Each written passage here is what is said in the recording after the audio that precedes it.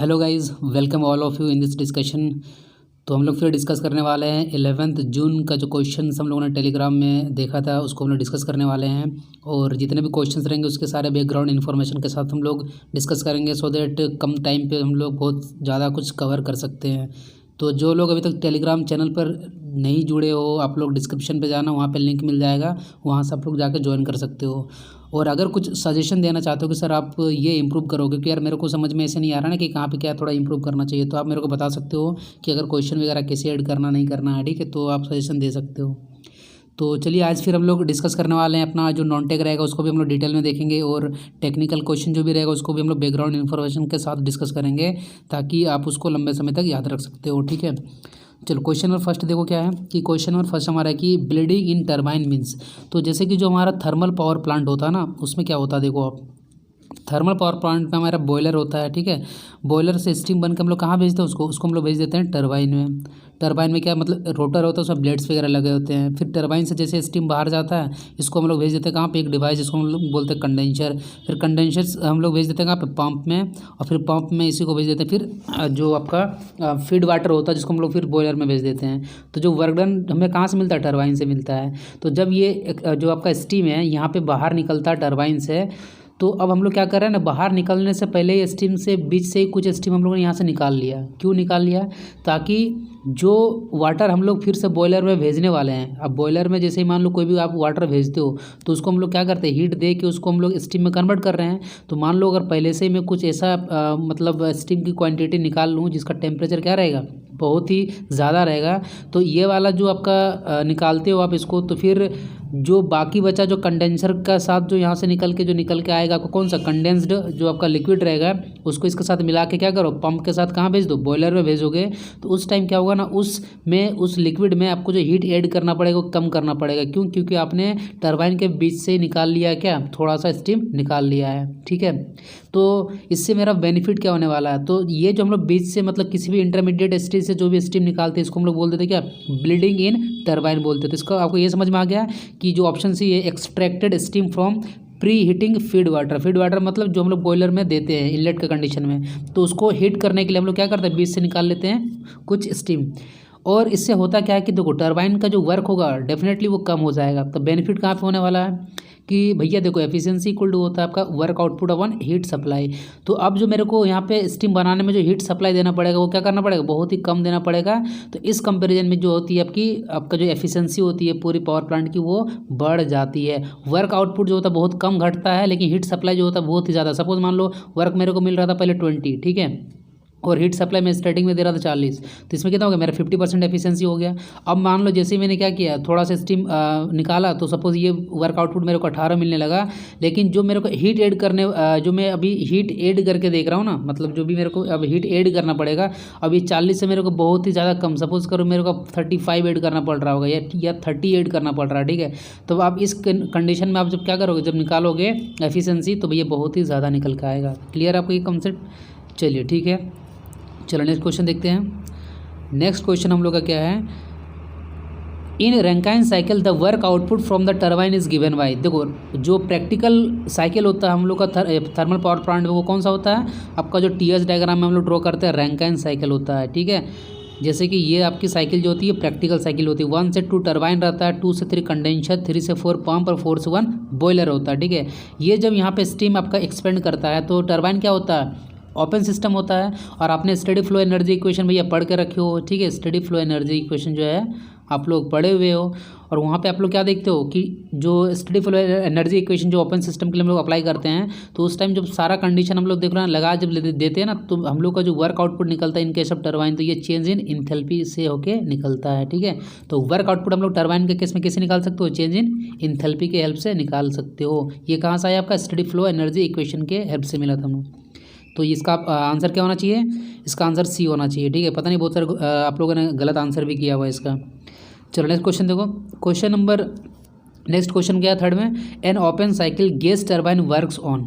तो जो gas turbine होता है ना, ये हमें काम करता है किस पे, ब्रेटन साइकिल पे, लेकिन यहाँ पे कहीं पे भी ब्रेटन साइकिल लिखा हुआ नहीं है। तो ब्रेटन साइकिल का ही आपका एक फेमस नाम है, आपको याद रखना, उसको बोलते हैं कि जूल साइकिल भी बोला जाता है। ठीक है, इसका क्या क्या होते हैं प्रोसेस, अगर मैं इसकी पीवी डायग्राम की बात करूँ तो 4 प्रोसेस होते हैं।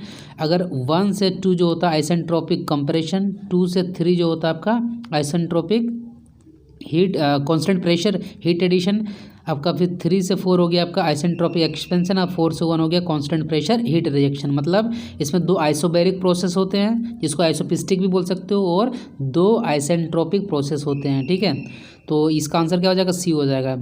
और बाकी साइकिल जैसे यहाँ पे लिखा हुआ है, कार्नोट साइकिल में क्या होता है, कार्नोट साइकिल की मैं बात करूँ तो इसमें भी आपके 4 प्रोसेस होते हैं। इसका जो अगर पीवी डायग्राम की बात करूँ मैं, तो पीवी डायग्राम क्या कुछ इस तरीके से आप इसको ड्रॉ करते हो, 1 से 2 आइसेंट्रोपिक कंप्रेशन, 2 से 3 कांस्टेंट टेम्परेचर हीट एडिशन, 3 से 4 आपका कांस्टेंट ये आइसेंट्रोपिक एक्सपेंशन हो गया, और 4 से 1 हो गया आपका कांस्टेंट टेम्परेचर पे हीट रिजेक्शन। मतलब इसमें 2 आइसोथर्मल प्रोसेस होते हैं और 2 आइसेंट्रोपिक प्रोसेस होते हैं, किसमें, कार्नोट साइकिल में। और ये आपका एक आइडियल साइकिल होता है, और किसी भी साइकिल की एफिशिएंसी इससे ज़्यादा हो ही नहीं सकती है। ठीक है, किसी भी साइकिल की दुनिया में।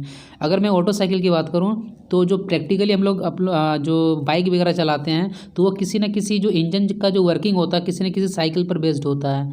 तो पेट्रोल इंजन का केस में जो दिया हुआ है, जो साइंटिस्ट का नाम था उसका नाम था ऑटो, तो उसी को हम लोग ऑटो साइकिल बोलते हैं। उसमें भी 4 प्रोसेस होते हैं। अगर पीवी डायग्राम की मैं बात करूँ तो उसमें जो 4 प्रोसेस आपके कुछ इस तरीके से होते हैं। 1 से 2 इसमें भी आइसेंट्रोपिक कंप्रेशन होता है, 2 से 3 कांस्टेंट वॉल्यूम हीट एडिशन, 3 से 4 आइसेंट्रोपिक एक्सपेंशन, एंड 4 से 1 आपका कांस्टेंट वॉल्यूम में हीट रिजेक्शन। कांस्टेंट वॉल्यूम को हम लोग आइसोकोरिक या तो आइसोमेट्रिक भी बोल सकते हैं। क्लियर है, चलो ठीक है। और ऑटो साइकिल की मैं बात करूँ, पीवी डायग्राम की अगर ऑटो साइकिल की बात करोगे तो इसमें भी क्या होता है, इसमें भाई एक सिर्फ चेंज हो जाता है इसका मतलब जब हम लोग कंपेयर करेंगे किससे, आप जब कंपेयर करते हो ऑटो साइकिल से, तो इसमें 1 से 2 तो आइसेंट्रोपिक कंप्रेशन सही है, लेकिन 2 से 3 कांस्टेंट प्रेशर पे इसमें हीट एडिशन होता है, 3 से 4 भी आपका वही जो आइसेंट्रोपिक एक्सपेंशन, और 4 से 1 कांस्टेंट वॉल्यूम में हीट रिजेक्शन होता है। अगर क्वेश्चन ये पूछा जाता है कि प्रैक्टिकल जो कंडीशन में जो आपकी एफिशिएंसी होती है डीजल साइकिल की वो हमेशा ज़्यादा होती है आपका पेट्रोल इंजन से जो होती है, मतलब ऑटो साइकिल से। लेकिन अगर बोल दिया कि अगर कंप्रेशन रेशियो सेम है, ठीक है, जिसको हम लोग R इक्वल टू आपका क्या बोलते हैं V1/V2 बोलेंगे, ठीक है। और यही यहाँ से एक रिलेशन फिर निकल के आता है क्लियरेंस वॉल्यूम का रेशियो में 1/C+1 भी आता है। तो ये जो कंप्रेशन रेशियो बोल दिया कि अगर सेम है तो इसी कंडीशन में जो सिर्फ क्या होता है, जो पेट्रोल जो ऑटो साइकिल की जो एफिशिएंसी होती है ना डीजल साइकिल से ज़्यादा होती है। बाकी इसके अलावा जितना भी अलग कंडीशन बनेगा सब में किसकी ज़्यादा रहेगी, डीजल साइकिल की ज़्यादा रहेगी। लेकिन अगर कंप्रेशन रेशियो सेम कुछ बोल दिया तो ऑटो साइकिल की एफिशिएंसी हमेशा ज़्यादा रहेगी। क्लियर है। अब बोलोगे सर ये स्टर्लिंग साइकिल क्या होता है। देखो स्टर्लिंग साइकिल कुछ नहीं होता है, अगर मान लो ये जो यहाँ पे 2 आइसेंट्रोपिक प्रोसेस आपके दिख रहे हैं ना, किसके, ये वाले आपका, तो इसको आप आइसेंट्रोपिक ना बोल के कांस्टेंट टेम्परेचर प्रोसेस मान लो, और ये दोनों सेम रहेंगे तो ये बन जाता है क्या, स्टर्लिंग साइकिल बन जाएगा। ये भी एक आइडियल साइकिल है। तो स्टर्लिंग साइकिल में पूछा जाता है क्वेश्चन कि कितने प्रोसेस, 4 होते हैं, 2 आइसोथर्मल हो गया और 2 कांस्टेंट वॉल्यूम प्रोसेस होता है, ठीक है। तो यहाँ ऑटो के हेल्प से आप इसको याद रख सकते हो। चलो नेक्स्ट क्वेश्चन देखो, the point eight which the total pressure on the surface is applied called. जैसे कि मान लो कोई भी अगर ये आपका वाटर का सरफेस हो गया, फ्री सरफेस, ठीक है, और मान लो यहाँ पे कोई भी ऑब्जेक्ट इसके अंदर में है, तो अब जैसे कि मान लो ये ऑब्जेक्ट मान लो यहाँ सरफेस इस तरह का टच में है, तो आपको पता होगा कि ऊपर में लगेगा एटमॉस्फेरिक प्रेशर इस पॉइंट पे। जैसे जैसे हम लोग अंदर जाते हैं तो प्रेशर फोर्स जो होगा P = ρgh, मतलब जैसे जैसे डेप्थ में बढ़ेंगे तो ये बढ़ेगा। तो मान लो यहाँ ये जो शो कर रही है प्रेशर का क्या शो कर, इंटेंसिटी की, भैया बॉटम में सबसे ज़्यादा प्रेशर होगा और टॉप में क्या होगा, सब मतलब 0 होगा अगर हम लोग एटमॉस्फेयर प्रेशर को नेगलेक्ट करके चलते हैं। तो जो प्रेशर होता है एक तरह से प्रेशर को क्या लिखते हो, फोर्स अपन एरिया। तो अब हम चाहते हैं कि ये जो प्रेशर जो पूरा वेरिएशन हो रहा है इस बॉडी के, ठीक है, इस बॉडी के जिस साइड में वाटर है, तो चाहते हैं अगर इसको फोर्स के टर्म में जानना चाहेंगे कि ये जो फोर्स के टर्म में कितना मतलब इस बॉडी पे किस पॉइंट पे लगने वाला है। जैसे कि अगर फोर्स होता है तो फोर्स को अगर आपको डिफाइन करना है ना, तो इसको अगर फोर्स के बारे में कुछ भी इन्फॉर्मेशन हमें 3 चीज़ अगर पता रहेगा तो हम लोग बता सकते हैं कि भैया कोई भी फोर्स कहाँ पर लगने वाला है। जैसे कि फोर्स का अगर हमें मैग्नीट्यूड पता है, उसकी डायरेक्शन पता है और पॉइंट ऑफ अप्लीकेशन, ये 3 चीज़ चाहिए। तो सपोज मैंने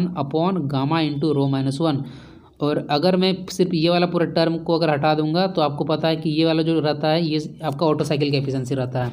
आर को बोलते हैं कंप्रेशन रेशियो, ये क्या होता है V1 अपॉन V2 होता है, ठीक है। और इसको हम लोग अगर हम लोग क्लियरेंस वॉल्यूम के रेशियो के टर्म में लिख सकते हैं 1/c+1 भी लिख सकते हैं। जहाँ सी को बोलते हैं क्लियरेंस रेशियो, मतलब क्लियरेंस वॉल्यूम अपन स्वेप्ट वॉल्यूम होता है। तो आपको याद यहाँ से ये समझ में आ गया कि जो डीजल साइकिल की एफिशिएंसी है वो आर पे डिपेंड करता है, गामा पे डिपेंड करता है, और रो जिसको बोलते हैं कटअप रेशियो, कटअप रेशियो क्या होता है V3/V2 होता है, ठीक है। तो अगर आर को बढ़ाओगे और गामा को बढ़ाओगे तो आपको हमेशा याद रखना कि एफिशिएंसी जो है बढ़ती है, लेकिन अगर रो कटअप रेशियो को बढ़ा दोगे तो एफिशिएंसी जो होती है डीजल साइकिल की कम हो जाती है। तो इस क्वेश्चन में पूछा था किस पर डिपेंड करता है, तो भाई सब पे डिपेंड करता है। तो 50% मतलब 9 बंदे ने कुछ सही आंसर दिया था, बाकी ने भैया देख लो क्या किया है, तहलका मचा कर रखते हो, ठीक है। बाकी आपको मैंने अभी बताया भी था कि अगर इसका जो पीबी डायग्राम होता है ये कुछ इस तरीके से होता है। इसमें कांस्टेंट प्रेशर पे आपका हीट ऐड होता है, इसलिए इसको कांस्टेंट प्रेशर साइकिल भी बोला जाता है। ठीक है, 1 से 2 आपका आइसेंट्रोपिक कंप्रेशन हो गया, 2 से 3 कांस्टेंट प्रेशर हीट एडिशन, 3 से 4 आइसेंट्रोपिक एक्सपेंशन एंड 4 से 1 constant volume heat rejection. Clear है। चलो नेक्स्ट क्वेश्चन देखते हैं। Identify lower pairs, select the most appropriate. तो लोअर पेयर जो आपको भी पता होगा कि जिसमें क्या होता है सरफेस का कांटेक्ट जहाँ पर भी अगर बनता होगा तो उसी को हम लोग क्या बोलते हैं, लोअर पेयर बोल देते हैं। हायर पेयर मतलब जहाँ पे पॉइंट कांटेक्ट, जैसे कैम एंड फॉलोअर हो गया, गियर का जो आपका कांटेक्ट होता है वो भी आपका हायर पेयर के केस में आता है। तो इस क्वेश्चन में आपका बॉल एंड सॉकेट और जो पिस्टन एंड सिलेंडर का जो अरेंजमेंट होता है वो क्या आपका लोअर पेयर का केस में आता है। ठीक है, तो इसका आंसर क्या हो जाएगा, इसका आंसर डी हो जाएगा। क्लियर है। चलो नेक्स्ट क्वेश्चन देखते हैं। Which one of the following is the intensive property of the system. देखो सिस्टम की कुछ प्रॉपर्टी होती है, मतलब अगर कोई सिस्टम है, सिस्टम क्या होता है, सिस्टम का डेफिनेशन ही बड़ा इसके क्वेश्चन आते हैं एग्जाम में, क्या एक फिक्स्ड मास या region in a given space where our studies focus. जहाँ मतलब ये मेरा एक एरिया ऑफ इंटरेस्ट होता है जहाँ पे मैं कोई भी चीज़ फोकस करना चाहता हूँ या स्टडी करना चाहता हूँ। ठीक है, तो ये जो सिस्टम होती है इसकी अगर स्टेट को बताना, मतलब इसकी अगर अवस्था को बताना, तो मुझे कुछ क्वांटिटीज़ की रिक्वायरमेंट होती है। ठीक है, और इन्हीं क्वांटिटी, जिसको ये क्वांटिटी क्या क्या हो सकती है आपकी, ये क्वांटिटी जैसे कि प्रेशर हो सकता है, टेम्परेचर हो सकता है, ठीक है, डेंसिटी हो सकता है। तो इन क्वांटिटीज को हम लोग क्या बोल देते हैं, प्रॉपर्टी ऑफ दिस सिस्टम बोल देते हैं। ठीक है, और फिर हम लोगों ने यहीं से क्लासिफिकेशन देखते हैं प्रॉपर्टी ऑफ सिस्टम के, दो तरह classification, intensive property and extensive property. Intensive property वो प्रॉपर्टी होती है जो सिस्टम जो होती है मास का, मास ऑफ सिस्टम जो होता है उस पर वो डिपेंड नहीं करता है। एक्सटेंसिव प्रॉपर्टी वो प्रॉपर्टी होती है जो आपका सिस्टम के मास पर डिपेंड करती है। जैसे अगर मैं इसकी एग्जाम्पल की बात करूँ, इसके एग्जाम्पल कौन कौन से हो जाएंगे आपके,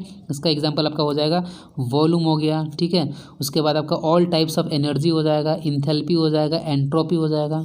इंटेंसिव प्रॉपर्टी के एग्जाम प्रेशर हो गया, टेम्परेचर हो गया, डेंसिटी हो गया, थर्मल कंडक्टिविटी हो गया, विस्कोसिटी हो गया, वेलोसिटी हो गया। उसके बाद आपका all types of specific property जितने भी आएंगे सारे इंटेंसिव प्रॉपर्टी में आएंगे। तो इसमें क्वेश्चन पूछा कि कौन सा इंटेंसिव प्रॉपर्टी है, तो भैया इसमें सारे आपके इंटेंसिव प्रॉपर्टी है। क्लियर है। देखो एंट्रोपी जो होता है वो आपका एक्सटेंसिव है, लेकिन स्पेसिफिक लग गया ना इसलिए ये इंटेंसिव बन गया। At present in our country the total number of state and आपका कितना है। ठीक है, ये मेरे को पता करना है। तो देखो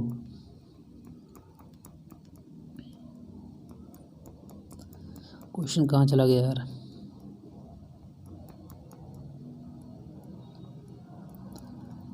क्वेश्चन हाँ चलो ठीक है। तो मतलब ये पता करना है, तो आपको भी पता है कि अभी का जो हमारा कंडीशन है, ठीक है, अभी का जो कंडीशन हमारा सिनेरियो है, तो हमारे कंट्री में अभी 28 आपके क्या स्टेट है और आपके 8 यूनियन टेरिटरी है। मतलब कि पहले जो आपका यहाँ पे क्या किया ना कि जम्मू एंड कश्मीर और लद्दाख आपके दो अलग अलग बने हैं, लेकिन दादर एंड नागर हवेली जो होता है और कौन सा यहाँ पे दमन एंड दीव, इसको मिला के एक बना दिया गया। ठीक है, इसलिए कितने 8 आपके यूनियन टेरिटरी जिसको हम लोग केंद्र शासित राज्य बोलते हैं, और 28 जो आपके पूर्ण तरह के राज्य होते हैं। 28 राज्य आप यहाँ पे देख सकते हो।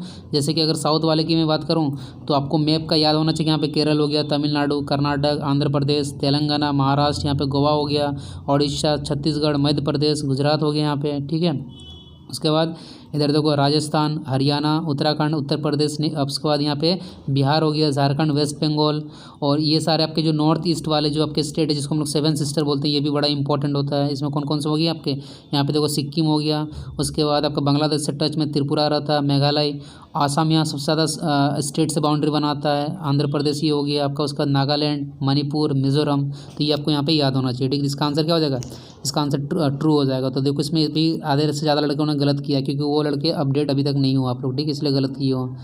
तो चलो अब नेक्स्ट हम लोग देखते हैं नेक्स्ट क्वेश्चन क्या है हम लोग का। नेक्स्ट क्वेश्चन आपका है world ozone day. World ozone day हम लोग कब मनाते हैं, तो देखो वर्ल्ड ओजोन डे कुछ इंपॉर्टेंट आपके जो एनवायरनमेंट के डे मैं देख रहा हूँ उसको मैं यहाँ पे बता रहा हूँ, इसको आप लोग नोट कर लेना, नोट्स में बड़े इंपॉर्टेंट है, हर से आपके आते हैं। इस क्वेश्चन में वर्ल्ड ओजोन डे जो हम लोग मनाते हैं वो 16 सितंबर को मनाते हैं। ठीक है, उसके बाद 2 फरवरी को क्या मनाते हैं हम लोग, वर्ल्ड वेटलैंड डे मनाते हैं। 3 मार्च को वर्ल्ड वाइल्ड लाइफ डे, 21 मार्च को वर्ल्ड फॉरेस्ट डे, 22 मार्च को वर्ल्ड वाटर डे मनाते हैं, 7 अप्रैल को वर्ल्ड हेल्थ डे, 22 अप्रैल को वर्ल्ड अर्थ डे, 22 मई को वर्ल्ड बायोडाइवर्सिटी मतलब जैव विविधता का जो दिन होता है वो मनाते हैं, 5 जून को वर्ल्ड एनवायरनमेंट डे, 21 जून को वर्ल्ड योगा डे मनाते हैं। ठीक है, तो एक जगह मैंने कर दिया क्योंकि यहाँ से बहुत सारे क्वेश्चन आपके हमेशा बनते रहते हैं, इसलिए मैंने एक जगह कर दिया सबको। क्वेश्चन ये कि for a laminar flow through a pipe the discharge varies. तो आपको अगर पता होगा, अगर आप लोग को याद होगा, हैगन पॉइजली एक इक्वेशन होता है जिसमें चेंज इन प्रेशर को हम लोग लिख सकते हैं 32 mu V L upon D square, जहाँ पे म्यू आपका विस्कोसिटी, डायनामिक विस्कोसिटी होती है, वी वेलोसिटी, और एल जो होता है कैरेक्टरिस्टिक लेंथ होता है। जैसे अगर इन केस ऑफ ट्यूब के केस में कैरेक्टरिस्टिक लेंथ क्या लिखते हो, डायमीटर लिखते हो आप। तो जो वेलोसिटी अब डिस्चार्ज जो होता है इसको हम लोग लिख सकते हैं एरिया इंटू वेलोसिटी। तो इसी को जब हम लोग वेलोसिटी को हम लोग अरेंज करके एरिया का जब π/4 डी स्क्वायर लिखते हैं, तो यहाँ से जो चेंज इन प्रेशर निकल के आता है ये आता है आपका 128 mu Q L upon pi D raise to power 4। तो यहाँ से हमें दिख रहा है कि जो डिस्चार्ज होता है वो inversely proportional to dynamic viscosity होता है, ठीक है। तो वही पूछा ना, तो यहाँ क्या हो जाएगा, is the inverse of viscosity, तो इसका ऑप्शन क्या हो जाएगा, बी हो जाएगा, ठीक है। अगर पूछा जाए कि लेमिनार फ्लो के केस में जो आपका हेड लॉस होता है, ठीक है, जैसे कि चेंज इन प्रेशर अपन इसको रोजी से डिवाइड करते हो तो ये हेड लॉस के में कन्वर्ट हो जाता है। तो किस पर डिपेंड करता है, तो आप याद रखना है आपका एवरेज वेलोसिटी पे। लेकिन हम लोग एक जो लिखते हैं डार्सी विस्वेक इक्वेशन जो होता है, जिसको हम लोग हेड लॉस में क्या लिखते हैं, FL_V² अपन 2GD। तो ये कोई भी नॉर्मल हो गया, ठीक है। ये आपका टर्बुलेंट फ्लो वगैरह के लिए हम लोग यूज़ करते हैं। तो टर्बुलेंट फ्लो के लिए पूछा जाता है तो हम लोग लिखते हैं कि जो आपका हेड लॉस होता है वो वेरी करता है अप्रॉक्सीमेटली स्क्वायर ऑफ वेलोसिटी। लेकिन अगर लेमिनार फ्लो की बात करेगा तो आपका वो क्या होता है, एवरेज वेलोसिटी, ओनली वेलोसिटी के ऊपर वो वेरी करता है, ठीक है। चलो नेक्स्ट क्वेश्चन देखते हैं। National emergency comes under which article. तो देखो नेशनल इमरजेंसी से सबसे पहले आपको ये समझना चाहिए कि भाई कौन कौन से इसके आर्टिकल होते हैं। तो ये सारे कुछ इसके इंपॉर्टेंट आर्टिकल आपके नेशनल इमरजेंसी के कौन कौन से आपके हैं आर्टिकल, जैसे कि 352 हो गया। 352 मतलब कोई भी अगर हम लोग को आपातकालीन घोषित करना प्रेसिडेंट के द्वारा, पहले तो उन्हीं का साइन होता है, तो आर्टिकल 352 के अंतर्गत में आता है। अगर हमें किसी भी स्टेट में अगर मतलब मान लो वहाँ पे गवर्नर रूल वगैरह कुछ लगाना है, ठीक है, तो हम लोग आर्टिकल 356 की हेल्प से लगाते हैं।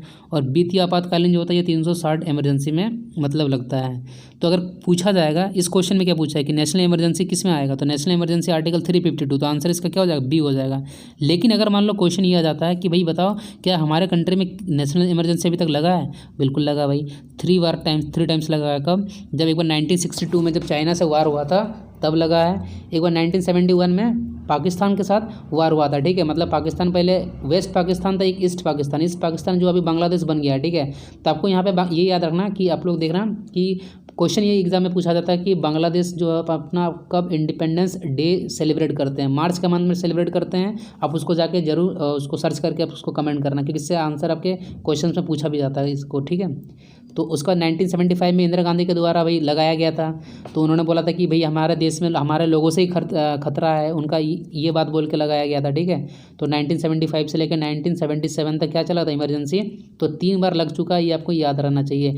और 1975 में इंदिरा गांधी के द्वारा अमेंडमेंट किया गया था हमारे संविधान में, मतलब संशोधन किया गया था। और इतना ज़्यादा 42 अमेंडमेंट में संशोधन किया गया था, इसलिए 42 अमेंडमेंट को हम लोग मिनी कॉन्स्टिट्यूशन भी बोलते हैं, ठीक है। ये क्वेश्चन भी पूछा जाता है। चलो नेक्स्ट क्वेश्चन देखो, which layer of atmosphere protects us from harmful ultraviolet rays, ठीक है। तो ये जो आपके एटमॉस्फेयर के जो लेयर होते हैं, जैसे कि सबसे बॉटम लेयर ट्रोपोस्फेयर होता है, फिर स्ट्रेटोस्फेयर, मेसो, फिर आपके थर्मो या तो आइनोस्फेयर बोल सकते हो, ठीक है। तो ट्रोपोस्फेयर जैसे कि जो पहाड़ वहाड़ जो हमारा नीचे वाला बॉटम अर्थ के सरफेस से ऊपर मान लो ये 10 किलोमीटर तक का एरिया होता है, 10 से 50 आपका स्ट्रेटोस्फेयर होता है, ठीक है। तो स्ट्रेटोस्फेयर में क्या पाया जाता है, ozone layer, very important, ozone layer पाया जाता है जो सन से आने वाली अल्ट्रा वायलेट रे को धरती में पहुंचने से रोकती है। अगर अल्ट्रा वायलेट रे अगर हमारे धरती पे आ जाएगा तो इंसानों को स्किन कैंसर वगैरह की बीमारी होने लगेगी। देखना दोपहर का टाइम क्या होता है, सन का और अर्थ के बीच का डिस्टेंस बहुत कम होता है, तो उस टाइम चांस रहता है कि जो अल्ट्रा वायलेट रे होता है हमारे मतलब अर्थ में आ सकती है। इसीलिए भैया उस टाइम धूप में लोग प्रोटेक्शन वगैरह लेके पूरा हाथ वगैरह में ग्लव्स वगैरह देखना मैक्सिमम आप अगर ऑब्जर्व करते होंगे तो लोग लेके निकलते हैं, क्यों, अल्ट्रा वायलेट रे से बचने के लिए, ठीक है।